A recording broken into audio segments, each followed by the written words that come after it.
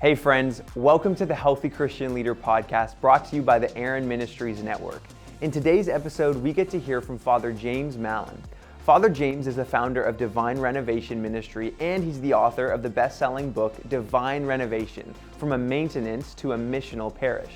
In today's talk, Father James unpacks how Christian leaders can create ministries that are sustainable, scalable, and transferable. We hope you enjoyed today's talk. Well, good morning, good afternoon, good evening, whenever and wherever you're watching this. My name is Father James Mallon. I'm the pastor of St. Benedict Church in Halifax, and it's a real pleasure and joy to share with you a few rambling thoughts and words on the subject of the task of our various ministries. I've entitled my talk today as the three ables of ministry, and by that I mean I want to talk on the concepts of sustainable ministry, scalable ministry, and transferable ministry. So sustainable, scalable, and transferable. And before I get into these topics, I want to begin by saying that there's a few presumptions that I'm making. I'm making a presumption around an anthropology. That's our understanding of the human person. And I'm making a presumption around the end game for our ministry. So number one, the presumption on anthropology. What do I mean by that? Well, I mean that how we understand the human person in how we cooperate with the grace of God. We know that fruitful ministry only comes through God's grace. It only comes through the empowerment of the Holy Spirit. But what is the relationship between God's grace and that human element? And that's what I want to talk about. I'm from the Catholic tradition, and St. Thomas Aquinas, one of the great theologians of the Western Church, once said this, that grace builds on nature. It's a very interesting point. Grace builds on nature. We often speak about grace and nature, but if you think that grace builds on nature, it means that grace doesn't replace human nature, it can perfect it. So what does this mean for us? It means basically that we have to be spiritually grounded, but we can't neglect the human. We can learn the human. In fact, you could be very, very spiritually strong. You could soak your ministry in prayer and be totally surrendered, but because of bad human habits, your ministry might not be fruitful. So grace building on nature means, first of all, we recognize that everything comes from God. Secondly, we've got to deal with the human. And sometimes in the church, there's a tendency sometimes to over-spiritualize, as if we're just spiritual enough, if we just pray enough, everything else would be great. But no, it's grace builds on nature. It's the human and the divine, the human and the divine. In a sense, actually, it's the human first, because God's grace comes to that human element. So we can't neglect the human. So there are things that we can learn. There are things that we can do humanly in addition to our spiritual foundations that I think that can benefit ministry. St. Augustine, another great saint of the Western Church, said this. He said, pray as if everything depends on God, and work as if everything depends on you.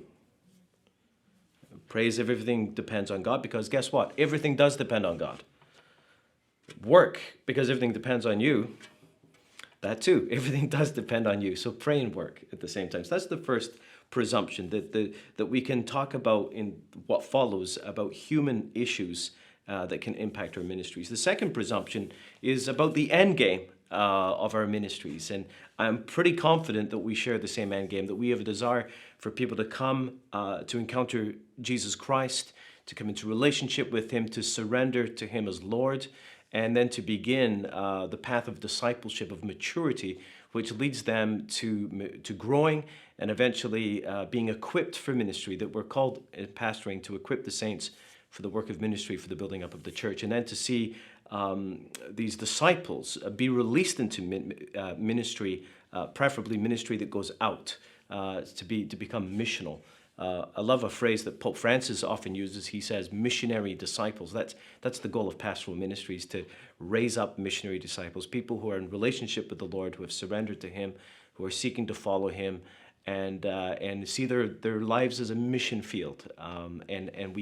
Our job in pastoring is to equip them for ministry. I'm sure I'm not saying anything that you're not saying amen to. So those are the two presumptions, the presumptions about human nature, presumption about the end game of pastoral ministry. So with that in mind, I want to jump into the three ables. Now, I want to tell you first of all that this actually, I know this sounds absolutely corny, but this actually came to me in a dream.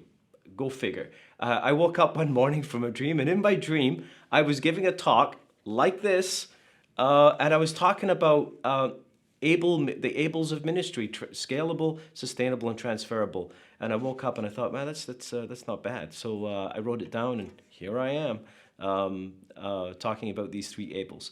But addition to, I think they were in my dream because there were three dimensions of ministry, or principles of ministry that I was struggling with myself, and that we were trying to implement them at my church.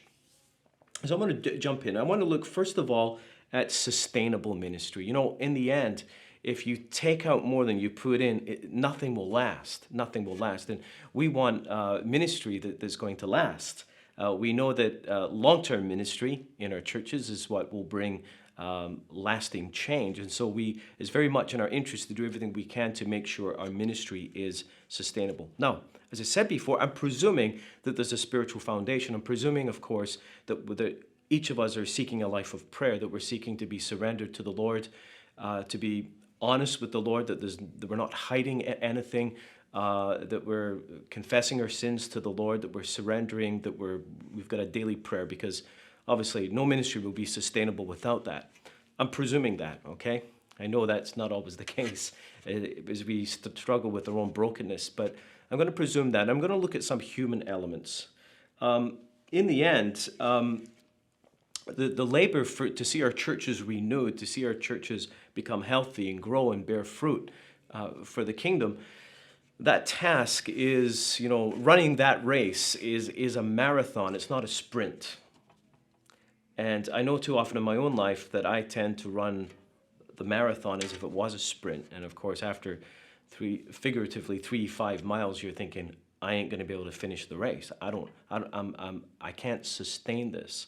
And this is the question: how do we have a ministry that is actually sustainable? Because if what we're doing is not sustainable, it's going to be a train wreck, and that's not too great. And this is something that affects our role as pastors. Those of you who are watching who are pastors, as staff in churches.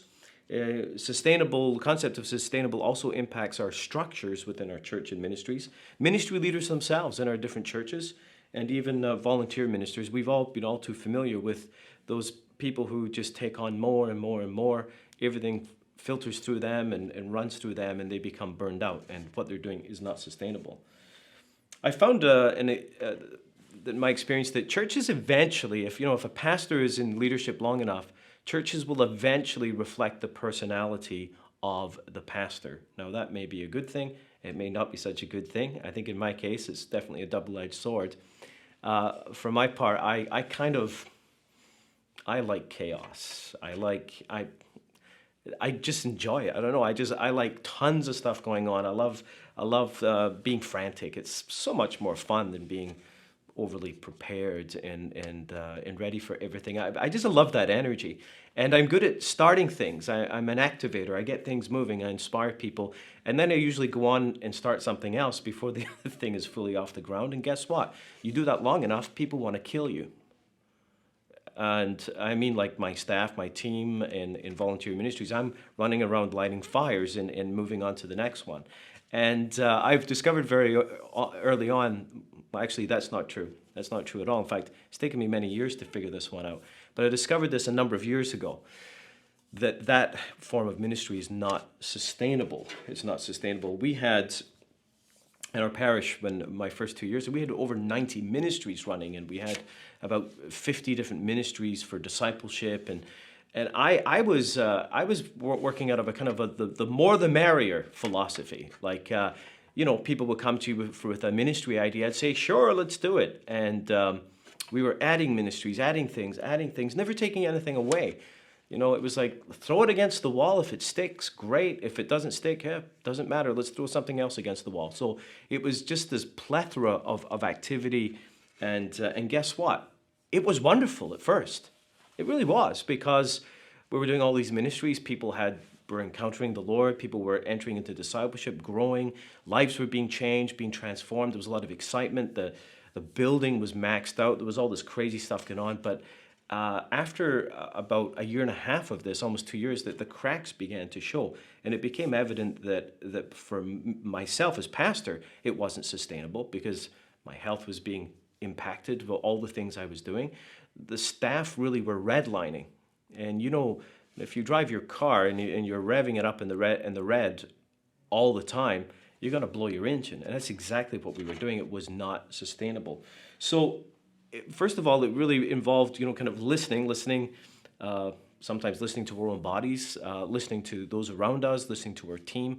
And that means that we need to create an environment in our staff meetings and our team meetings where people can be truly honest and not be afraid, because they know, the pastor likes lots of stuff, so they're afraid to somehow raise this topic. But I really had to listen to what people were saying. And so the difficulty here is that in order to address that, basically the model of ministry we're using was itself not sustainable. It wasn't just particular ministries. It was the model itself overall. But it's one thing to change a model that's not working at all. It's a much more difficult thing to change a model that has been working, because as I said, this way of doing things was bearing fruit, but we were going to blow the engine. And so that was a real challenge for us, but we had to really address it. We addressed it through restructuring staff. I'm going to say a bit more about this in the next section, but we restructured our staff to reduce the number of direct reports to me. And that in a turn relieved me, made my personal ministry more sustainable. It also created an ability for us to really mentor and coach other staff members and give them the support that they were not getting.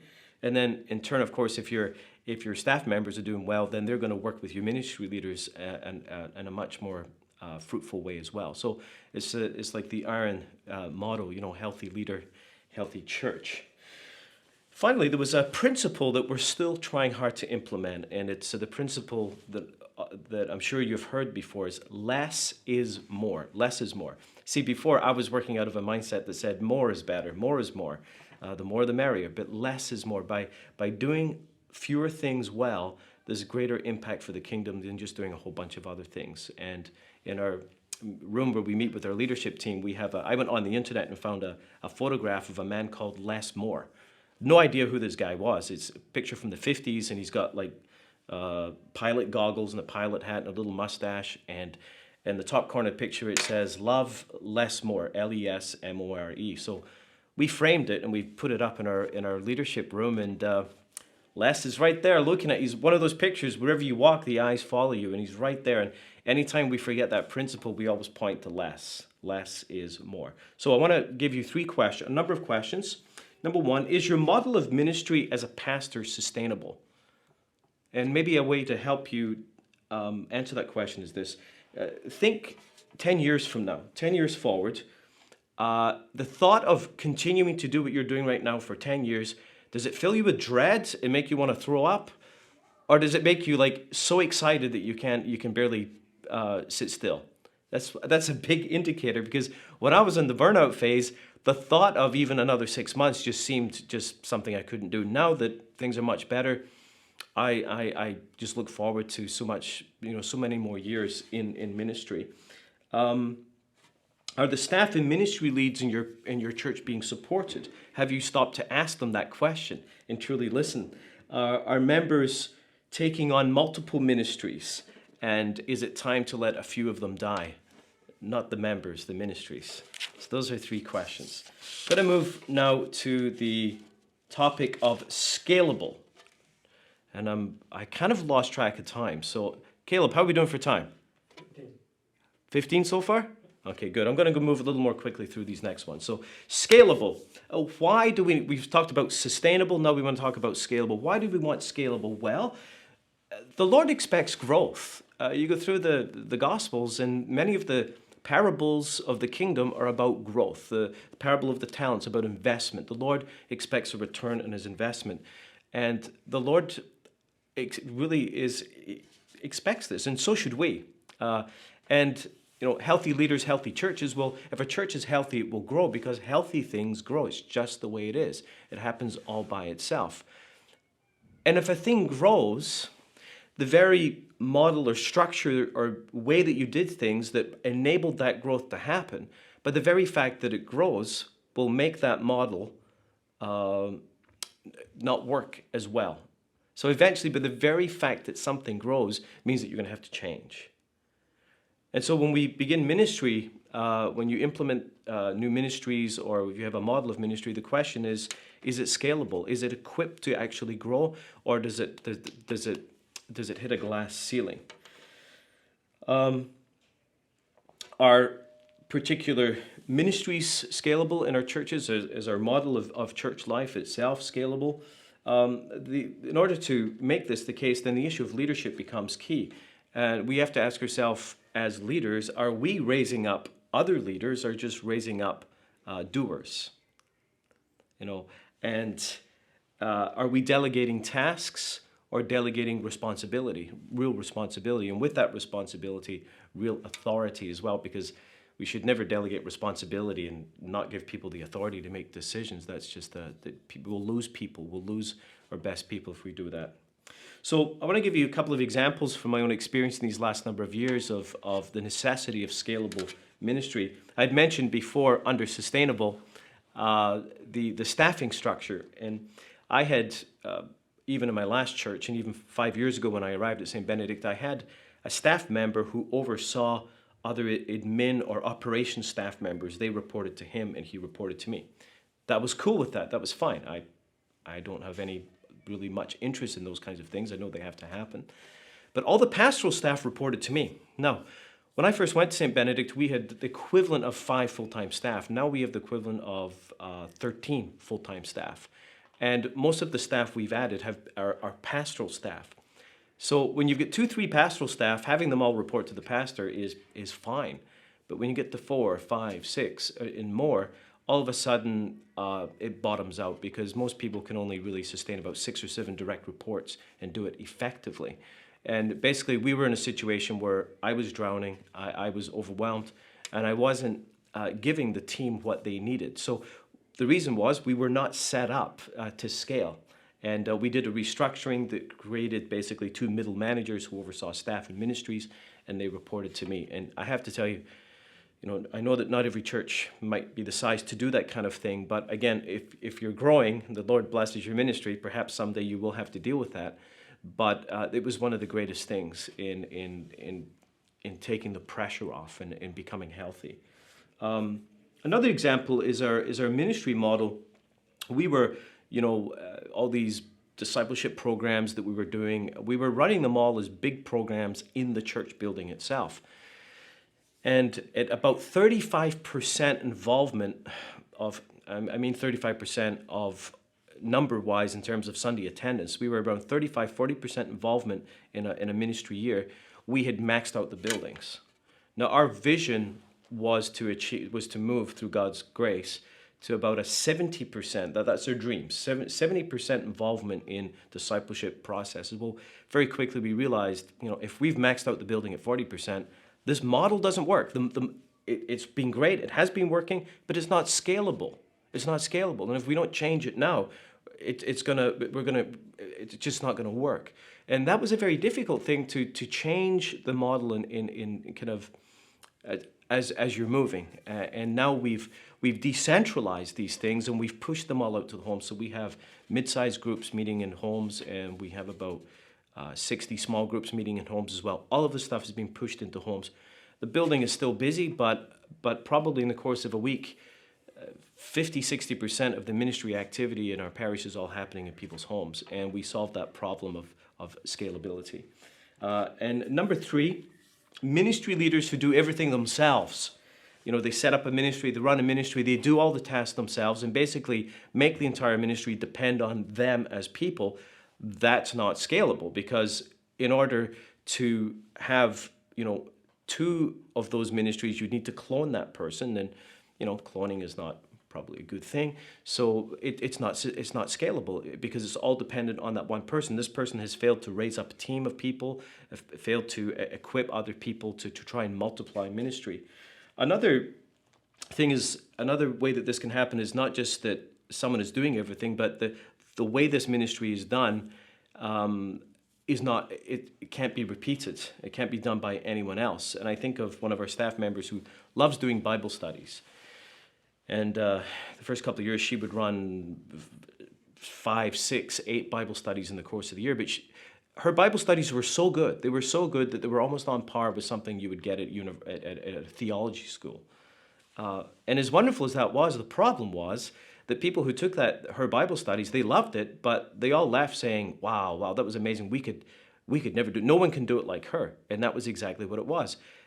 She was run off her feet, doing all this work, and having very minimal impact. And I said to her a couple of years ago, next year I want you to start bringing down the number of Bible studies that you do and come up with a resource, video resource books that you can empower others to do, so that you're doing less directly, and instead of 8 Bible studies, we can have 25 running. Again, the model was wrong. The way that the design of the ministry was wrong. It wasn't scalable, and it needs to be scalable. And that means that we need to have work for a culture of leadership within our parishes. I think of a young single mother in my parish called Laurie. Laurie, 3.5 years ago, wasn't coming to church. She started coming to Mass. Had a real experience of the Holy Spirit at Mass, came to speak to me. We welcomed her into the church. She took Alpha, had a powerful conversion, went on to start with a group of other women, start a women's midweek group, and later felt called to work in ministry to reach the women who had been divorced and separated, and we came alongside of her, discerned this with her and equipped her and set her up for this ministry, and it took off. And 2 years later, she now has raised up a couple of other leaders and is now offering this ministry a couple of times a year. One of the times she's not even involved in it. There's a perfect example of a scalable type of ministry, because it's not all about her. It's not her doing the doing. She's raising up others and equipping them to be leaders. That's a scalable ministry. As the number of missionary disciples, people on fire for the Lord who are equipped for ministry, increase, they themselves are empowering and calling forth others. I think of the words of Paul in 2 Timothy 2:2. He says this: "What you have heard from me through many witnesses, entrust to faithful people who will be able to teach others as well." Think about that. There's Paul talking to Timothy and saying what you've heard from witnesses. So there's Paul, witnesses, Timothy, and then the people that Timothy will speak to, and then also the people that Timothy spoke to will be speaking to others. In this one verse, there's reference, in a sense, to 5 generations of influence. And that's the key to scalable ministry, is that we're constantly raising up others who can raise up others, who can raise up others, and then it will grow. Sometimes we come out of churches that want the pastor to do everything, and certainly the way we do ministry will differ based on the size of your church. I mean, you can't, not do frontline ministry if you're a church of 50 people or 100 people, even 200 people. But as your church gets bigger, you have to adapt how you do ministry. But the push-out factor is key if we want to truly raise up and equip others, if we want to actually give them responsibility and authority in ministry and see what we're doing scale up. So I want to finish this section with a few questions. Number 1, what is absolutely essential in my current role in ministry? What is it right now that I'm doing that absolutely has to be done by me? To get a clear sense of that. And then the other task, what can I possibly push out? What can I give to others, raise up others to do? It's very important for us to have that list and be able to work through that push-out list. And am I willing to actually give people not only responsibility as opposed to just tasks, but also the authority to make decisions within those ministries? So finally, the third able is transferable. I'm going to move quickly here because I'm a bit long-winded. Why transferable? Well, we need to have a kingdom mindset. I really believe that our goal should not be just for our churches to become healthy, for our churches to be better, for our churches to grow. We should have a desire for all other churches to become healthier, better, and growing. We are in a postmodern, post-Christian world. I don't think any of us, no matter who we are or where we are in ministry, have the confidence of knowing that absolutely everything we're doing is the right thing. I most certainly don't. At best, I can say that I think we're asking the right questions, and our answers are not as bad as the answers we used to give. But we need each other. We need each other because we live in this hostile environment. And if one of us trips over something that is working and life-giving, we have a responsibility. I think we have a moral obligation to share that with one another and to help one another, not keep it to ourselves. I think this is very, very important. I've spoken to a lot of church leaders, and it may be through perhaps, I would say, a misunderstanding of humility, that helping other churches is not even on the radar. It's like, oh, I could never do that.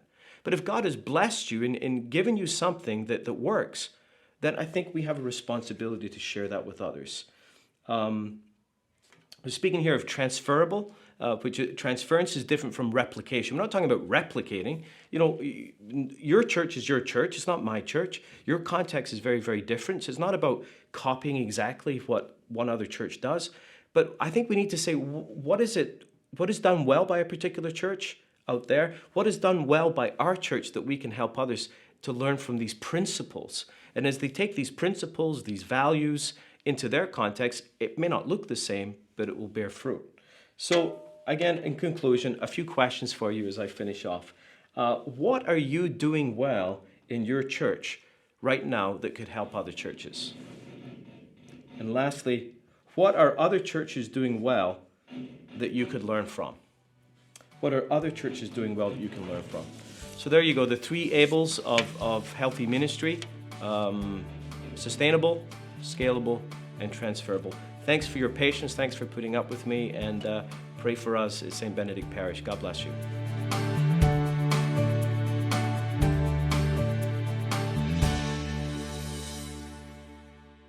Hey, thank you so much for listening to today's episode of the Healthy Christian Leader podcast. And hey, if you enjoyed it, consider leaving us a review. That would really help us out. Also, if you're looking to grow with like-minded Christian leaders, consider engaging with our online community. You can find us on YouTube, Facebook, and Instagram, or you can visit our website for more information at aaronministries.com.